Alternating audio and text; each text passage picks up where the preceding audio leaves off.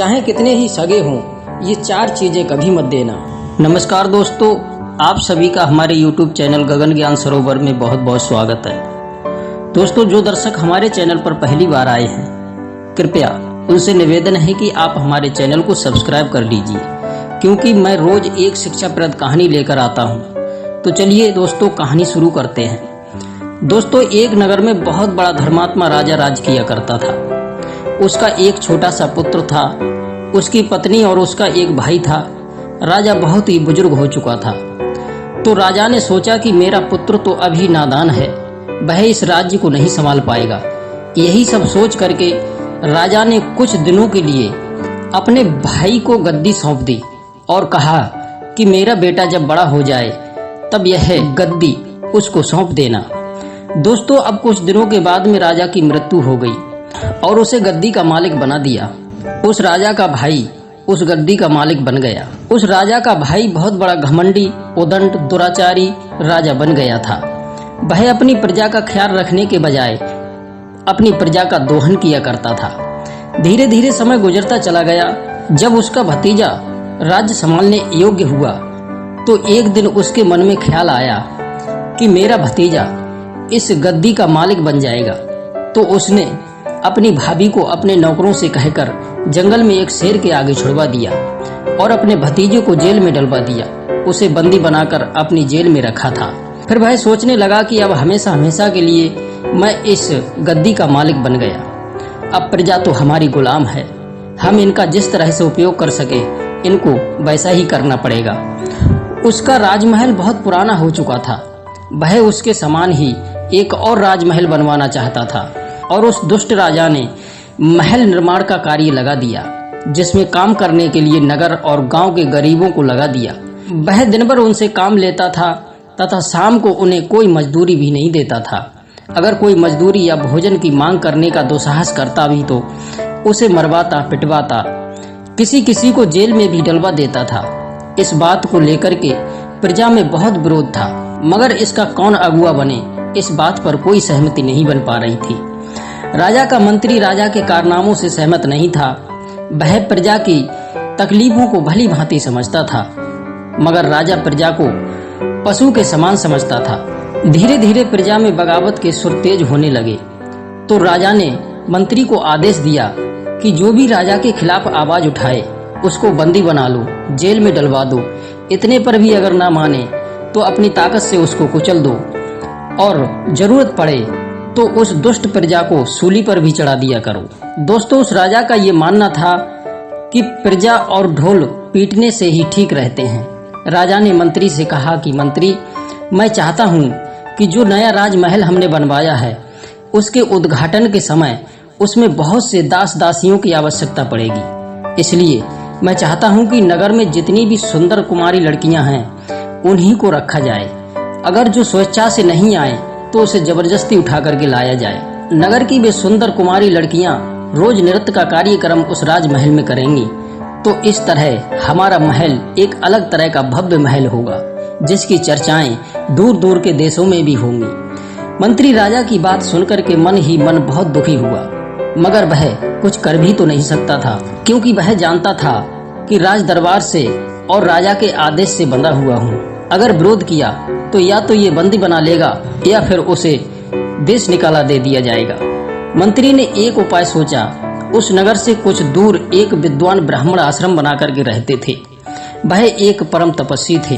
राजा एकमात्र उन्हीं का आदर करता था, वरना नगर में जो भी ब्राह्मण या याचकों को कुछ देने के बदले मारपीट करके भगा देता था।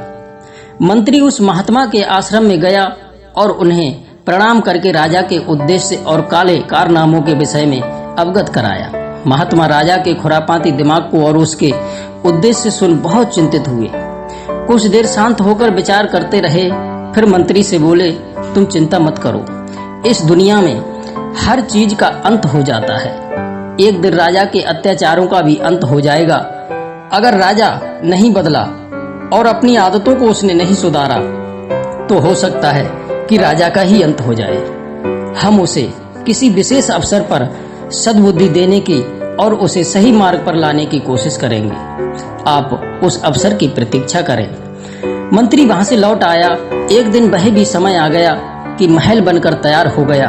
राजा ने उसके उद्घाटन के आयोजन में दूर दूर के अपने मित्र दुष्ट राजाओं को आमंत्रित किया था। वे दूर दूर देश के राजा इस लालच में पधारे थे कि उन्हें उपहार में बहुत सी सुंदर सुंदर कुमारी दासियां मिलेंगी। राजा ने मंत्री को आदेश दिया कि आयोजन में भोज के समय नगर की कुमारी लड़कियों को विशेष तौर पर आमंत्रित करे। मंत्री राजा का असली मकसद जानता था, इसलिए गुप्त रूप से पहले ही प्रजा में सूचना भिजवा दी कि वे अपनी अपनी कन्याओं को राजा की बुरी नजर से बचाकर रखें। हो सके तो वे अपने रिश्तेदारों के घर भेज दें या फिर कुछ दिनों के लिए उन्हें गुप्त स्थान पर छिपा करके रखें। आयोजन के दिन मंत्री ने राजा को बताया कि हमारे नगर में इस वक्त एक भी कुमारी कन्या अपने घरों में नहीं है। लगन का वक्त चल रहा है, वह ब्याह कर अपनी अपनी ससुराल चली गई। एक दो बची हैं, वो बहुत बीमार हैं। राजा मंत्री पर बहुत आग बबूला हुआ। बोला, मैंने तुम्हें बहुत पहले कह रखा था कि कुमारी कन्याओं को हर हाल में आयोजन में बुलाना है, फिर उनकी शादियां क्यों हो गई? तुमने उन्हें रुकवाया क्यों नहीं? तुमने नगर की लड़कियों की शादी पर रोक क्यों नहीं लगाई? मंत्री बोला, क्षमा करें महाराज, दरअसल आपने ऐसा कोई आदेश नहीं किया था, वरना अवश्य ही रुकवा देता।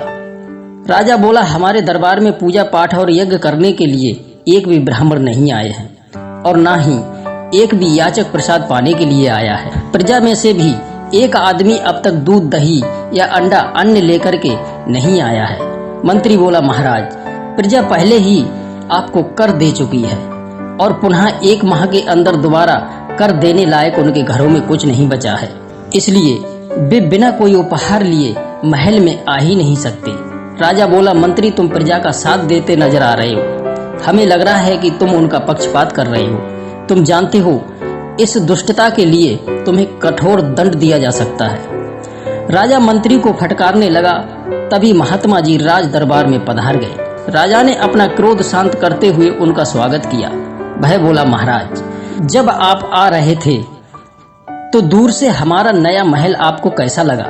महात्मा बोले, राजन, आपने बहुत अच्छा धर्मशाला बनवाया है, उसमें एक साथ हजारों अतिथि रह सकते हैं। राजा बोला, महात्मा जी, आप जानते हैं कि मुझे मजाक पसंद नहीं है, यह भी जानते हैं कि मैं आपकी बहुत इज्जत करता हूँ, फिर भी आप इतने बड़े भव्य को एक धर्मशाला कह करके राज दरबार में अपमान कर रहे हैं। जानते हैं आपकी जगह अगर यह बात किसी और ने कही होती तो मैं उसे इसी वक्त मृत्यु दंड दे देता। आप सही और उचित तरीके से महल का वर्णन करें। राजा ने फिर से पूछा कि आते वक्त राजमहल आपको कैसा लगा? महर्षि बोले, एक बार कह तो दिया था कि बहुत सुंदर भव्य धर्मशाला है। राजा महात्मा पर आग बबूला हो गया। वह महात्मा को चुनौती देते हुए बोला कि आप अपने दिमाग में फीड करें, यह धर्मशाला नहीं महल है। अगर आप इस महल को सिद्ध नहीं कर पाए तो आपको बंदी बना लिया जाएगा और कल बीच चौराहे पर सभी जनता के सामने सूली पर चढ़ा दिया जाएगा। महात्मा बोले, राजा, तुम मुझे मृत्यु का भय मत दिखाओ। मृत्यु से वही डरते हैं जो अपने आप को अमर समझते हैं। बल्कि इस संसार में जिसने भी जन्म लिया है वह चाहे दयावान बनकर जिए, चाहे क्रूर बनकर जिए, चाहे धनवान बनकर जिए, चाहे घमंडी बनकर जिए, मृत्यु सबकी निश्चित है। जब जहाँ जिसकी मृत्यु लिखी है वह उसी स्थान पर उस घड़ी हर हाल में पहुंच जाएगा। रही बात तुम्हारे सवालों के जवाब की, तो मैं अवश्य ही तुम्हारा भ्रम दूर करना चाहूंगा। तुम एक धर्मशाला को महल साबित करने पर तुले हो तो तुम्हें मेरे कुछ सवालों के जवाब देने होंगे। क्या तुम मेरे सवालों के जवाब दे सकोगे? राजा बोला, मैं तैयार हूँ, अवश्य दूंगा आपके सवालों के जवाब। महात्मा बोले, राजा साहब, तुमसे पहले ये महल किसका था? राजा बोला, मेरे पिता का था, जो हमें विरासत में मिला है। महात्मा बोले, तुम्हारे पिता से पहले ये महल किसका था? राजा खींच करके बोला, 20 पुश्तों से ये महल सोने का सिंहासन हमारे पूर्वजों में चला आ रहा है। महात्मा बोले, तो तुम्हारा 20वीं पीढ़ी में जो राजा बने थे उन्होंने गद्दी क्यों छोड़ दी? राजा बोला, अरे इसमें कौन सा नया प्रश्न है, स्वाभाविक सी बात है, वृद्ध हुए और मर गए। इसी तरह सभी वृद्धावस्था में शरीर छोड़ते गए और नए राजा बनते गए। महात्मा बोले, जिस महल में 20 लोग आए और उसमें रात भर रहे और सुबह होते ही चले गए, उनमें से कोई भी इस महल को अपने साथ लेकर नहीं गया और ना स्थायी तौर पर रहा तो ये धर्मशाला नहीं तो और क्या है। राजन, मनुष्य का जीवन एक रात की धर्मशाला की तरह है। जिस प्रकार किसी धर्मशाला में एक सज्जन आदमी ठहरता है तो उसकी सज्जनता पर उसमें रह रहे कर्मचारी उससे प्रभावित होते हैं और उसके जाने के कई दिन बाद तक उसके साथ बिताए अनुभव को याद करते हैं। वहीं एक चोर धर्मशाला में ठहरता है और कर्मचारियों को चोरी की नई नई कहानियां सुनाता है तो उस वक्त तो कुछ नहीं कहते, मगर उसके जाने के बाद उसके नाम पर थूकते हैं। वहीं कुकर्मी अगर अपने कर्मों का वर्णन करता है तो धर्मशाला से उसके चले जाने के बाद धर्मशाला के कर्मचारी उस स्थान को गंगा जल से धोकर पवित्र करते हैं, क्योंकि वह जानते हैं कि एक कुकर्मी के ठहरने से धर्मशाला की वह भूमि अपवित्र हो चुकी है। राजन, मेरा कहने का तात्पर्य है कि ये राजमहल भी एक धर्मशाला ही है, जिसमें तुम्हारे जैसे राजा आते जाते रहते हैं और मेरे जैसे महात्मा भी कभी कभी उसमें आते जाते रहते हैं। राजन, प्रजा राजा के लिए अपना एक परिवार होता है। वास्तव में देखा जाए तो राजा अपनी पूरी प्रजा का पिता होता है। प्रजा की बेटियां उसकी अपनी पुत्री होती हैं। मुझे बहुत दुख के साथ में कहना पड़ता है कि तुम एक क्रूर, घमंडी, अत्याचारी और कुकर्मी राजा हो, जो अपनी प्रजा की बेटियों को अपने कुकर्मी मित्र राजाओं को उपहार में देना चाहते हो। तुम प्रजा पर तरह तरह के अत्याचार करते हो। तुम्हारे दरबार में तुम्हारे बुलाने पर भी एक भी ब्राह्मण नहीं आया, क्योंकि तुम उसका अनादर करते हो, याचकों को मारते पीटते हो। यह तुम्हारे लिए शर्म की बात है। राजन, अगर तुम्हें अपने सवालों का जवाब मिल गया है तो तुरंत गद्दी का त्याग कर दो और अपने भतीजे, जिसे तुमने इस गद्दी के लालच में जेल में बंद कर दिया है, उसे गद्दी सौंपकर सन्यासी बन जाओ। तुम जानते हो कि यह सिंहासन तुम्हारा नहीं है, तुम्हारे बड़े भाई की अकाल मृत्यु के कारण कुछ दिनों के लिए तुम्हें सौंपा गया था और बड़े हो जाने पर अपने भतीजे को गद्दी सौंपनी थी। तुमने अपने भतीजे को बंदी बना जेल में डाल दिया है और उसकी माँ को जंगल में शेर के सामने इसलिए छुड़वा दिया था कि शेर उसे मारकर खा जाए। मगर जिसकी मृत्यु नहीं लिखी है उसका काल भी कुछ नहीं बिगाड़ सकता। वह बेचारी राजरानी आधी रात को घनघोर जंगल में मुझे अकेले रोती बिलखती मिली थी। मैंने उसे सहारा दिया और आज तुम्हारे डर से भेष बदलकर मेरे ही आश्रम में जीवन बिता रही है। तुम्हें चलकर के उससे माफी मांग लेनी चाहिए और अपने भाई के पुत्र को तत्काल रिहा कर उनसे अपनी गलतियों के लिए क्षमा मांगनी चाहिए। अगर तुम्हें लगता है कि मैंने सवालों का जवाब सही नहीं दिया है और तुम में सत्य को नकार देने की शक्ति है तो मेरे को कल क्यों, आज ही चौराहे पर ले जाकर अपने हाथों से सूली पर चढ़ा दें। मैं शहर से ही तैयार हूँ। महात्मा की बातें सुनकर के राजा की आंखें खुल चुकी थी। महात्मा ने उसे प्रत्यक्ष आईना दिखा दिया था। उसके कर्म उसके आंखों के सामने ही दिख गए थे। उसने अपना मुकुट उतार महात्मा के चरणों में रख दिया और अपने भतीजे को गद्दी सौंप महात्मा के साथ ही तपस्या के लिए जंगल में चला गया। दोस्तों, इस कहानी से हमें यही सीखने को मिलता है कि चाहे कितने ही सगे क्यों ना हो, पर अपनी ये 4 चीजें कभी नहीं देना चाहिए।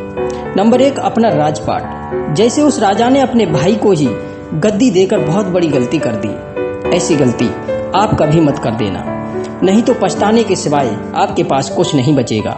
नंबर 2, अपनी स्त्री। नंबर 3, अपना धन। नंबर 4, अपना पुण्य। इसलिए दोस्तों, अपनी ये 4 चीजें चाहे कितने सगे क्यों ना हो, कभी नहीं देना चाहिए। दोस्तों, यदि आपको हमारी कहानी अच्छी लगी हो तो कहानी को लाइक कर दीजिएगा, हमारे चैनल को सब्सक्राइब कर लीजिएगा। आप सभी दर्शकों का बहुत बहुत धन्यवाद। फिर मिलते हैं नेक्स्ट वीडियो में। आप सभी दर्शकों का बहुत बहुत धन्यवाद। जय श्री कृष्णा, जय श्री राधे।